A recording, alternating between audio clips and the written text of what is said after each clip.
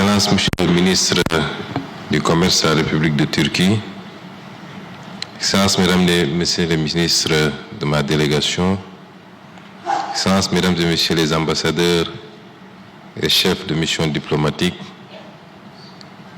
Messieurs les présidents de DEIC et Moussiad, Monsieur le directeur général de l'APIX, Mesdames et Messieurs les représentants du secteur privé national et international, distingués invités, chers participants, Mesdames et Messieurs. Je voudrais d'abord adresser mes sincères remerciements à DEIC, Moussiad et l'APIX pour l'organisation de ce forum des affaires qui illustre l'excellence de la coopération entre nos deux pays et l'importance que nous accordons au dialogue économique et au partenariat public-privé. Je profite de cette opportunité pour transmettre les salutations, mais également les encouragements de Son Excellence, le président Bassirou Diomaye Diakhar Faye, président de la République du Sénégal, et vous réaffirme son engagement constant, qui est de faire du secteur privé national comme international le moteur de notre transformation économique conformément à l'agenda de transformation nationale. À ce titre, ce forum économique Turquie-Sénégal qui se tient ici à Istanbul intervient dans un contexte porteur d'espoir et illustre surtout l'intérêt stratégique que notre pays accorde au renforcement du partenariat sénégalo-turc. En effet, depuis mars 2024, le Sénégal s'est engagé dans une nouvelle trajectoire fondée sur la souveraineté, la justice sociale et la prospérité partagée. Dans ce cadre, la vision 2050, Sénégal 2050,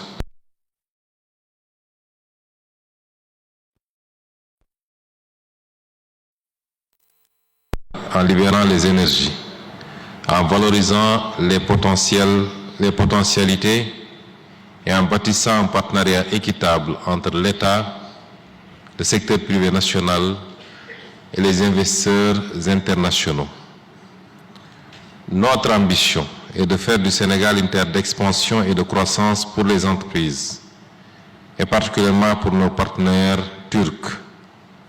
Cette ambition repose sur les facteurs clés ci-après.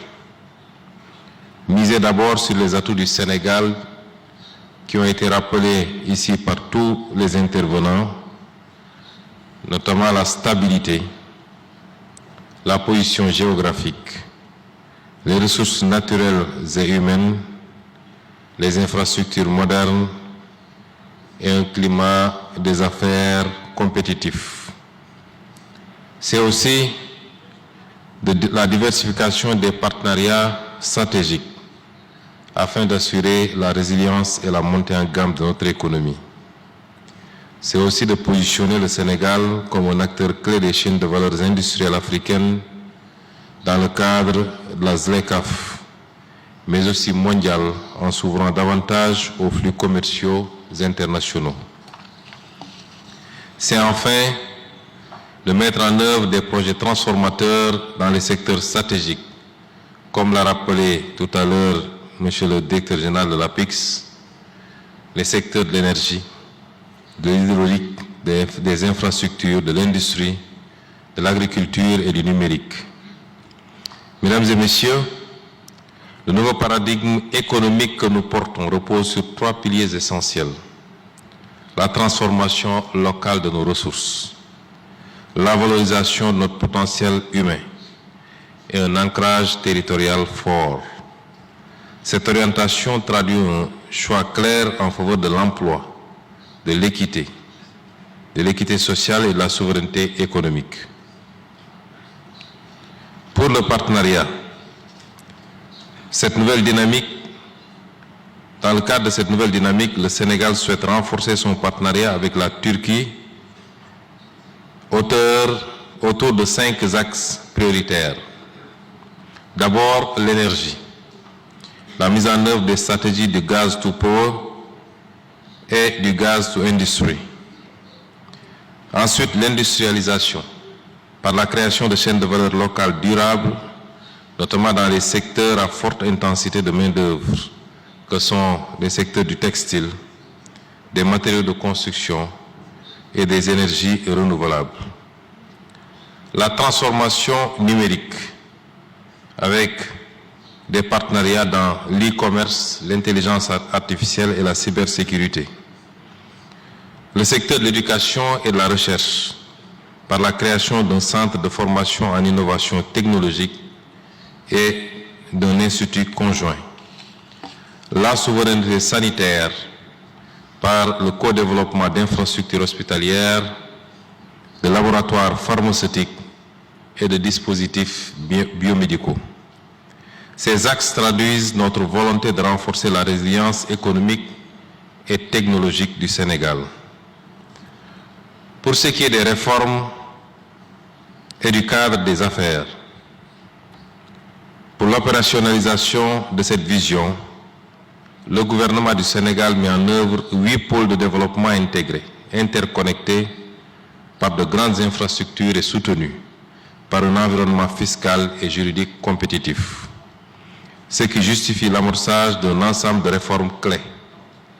La réforme du Code des investissements pour garantir la prévisibilité et la stabilité et offrir un cadre incitatif aux investissements stratégiques.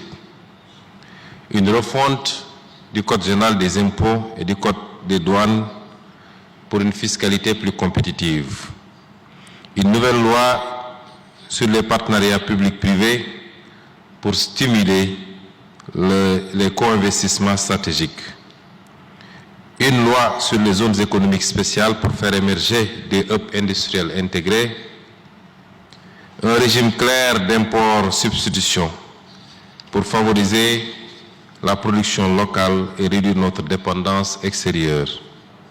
J'ajouterai une réforme du cadre foncier, du cadre juridique qui encadre le foncier pour permettre un accès encadré et sécurisé aux investisseurs. Ces réformes visent à offrir un cadre lisible, compétitif et sécurisé, capable de rassurer les investisseurs internationaux et de soutenir l'initiative privée nationale. Elles s'inscrivent dans le cadre d'une trajectoire macroéconomique nouvelle. La loi de finances rectificative 2025 fixe 4 priorités que sont l'appurement de la dette intérieure, la relance de l'investissement productif, le soutien au secteur privé via les partenariats publics-privés et l'amorçage de la souveraineté alimentaire. Le plan de redressement que nous avons présenté la semaine dernière engage une rupture profonde dans la gestion des finances publiques avec un effort de mobilisation supplémentaire de 4 600 milliards de francs CFA sur la période 2025-2028 et qui seront financés à 90% par des ressources internes. Ce plan repose sur la mobilisation endogène, les parts nationales, la diaspora, les recettes fiscales élargies, la renégociation des contrats stratégiques, le recyclage d'actifs publics et surtout une réduction du train de vie de l'État. Comme vous le constatez, mesdames et messieurs, le Sénégal fait le choix de la souveraineté financière et de l'assainissement budgétaire afin de bâtir une croissance robuste et durable. À nos partenaires ici présents, le Sénégal prend 3 engagements. Le premier engagement, c'est la digitalisation de l'administration pour fluidifier et sécuriser toutes les démarches. Un des intervenants du patrimoine turc a insisté sur l'accélération des procédures, notamment. Le deuxième engagement, c'est la stabilisation du cadre réglementaire afin d'offrir prévisibilité et confiance. Et le troisième engagement, c'est de dialoguer régulièrement avec le secteur privé dans le cadre d'une concertation structurée et permanente en vue d'une amélioration constante du climat d'affaires. Ce dialogue permanent commence d'abord avec le secteur privé national, auquel nous accordons une importance particulière. À ce secteur privé national d'ailleurs, je veux annoncer que dès mon retour et dans les prochains jours, nous organiserons une séance de partage sur le plan de redressement parce que nous voulons qu'ensemble, nous relevions d'abord les défis endogènes avant d'attendre ou d'accueillir les investisseurs étrangers qui viendront simplement en appoint. Mesdames et messieurs, la Turquie est un partenaire. La Turquie est un partenaire qui a déjà beaucoup investi au Sénégal. Beaucoup, mais pas suffisamment. Nous pensons pouvoir faire beaucoup plus et beaucoup mieux. La décision, la proposition formulée par le président Erdogan lors de notre entrevue d'avant-hier de porter le niveau de nos échanges à 1 milliard de dollars, c'est-à-dire de le multiplier par 3, confirme ce que je viens de dire, c'est que nous pouvons faire beaucoup plus et beaucoup mieux. Mais la Turquie a beaucoup investi, qu'il s'agisse d'infrastructures modernes, d'éducation, de culture, de transports aériens ou d'industrie. Aujourd'hui, nous voulons aller plus loin en stimulant les joint ventures dans l'agriculture, l'agro-industrie, l'énergie, les matériaux de construction, la métallurgie, la santé et la pêche, en favorisant l'implantation d'entreprises turques dans nos zones économiques spéciales et nos zones aménagées pour l'investissement, en particulier à Dias, en co-investissant dans les grands projets stratégiques, notamment les pipelines gaziers, les nouvelles infrastructures logistiques ou encore l'industrie militaire.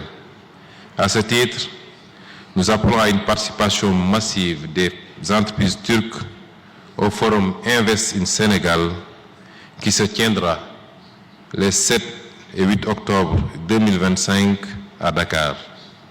Ce sera l'occasion de transformer nos ambitions partagées en engagements concrets et en partenariats structurants. Le Sénégal d'aujourd'hui est prêt. Je me réjouis de l'annonce faite tout à l'heure par M. le ministre du Commerce de la Turquie, de la participation de la Turquie également à la prochaine foire qui se tiendra au mois de décembre, qui est une foire annuelle.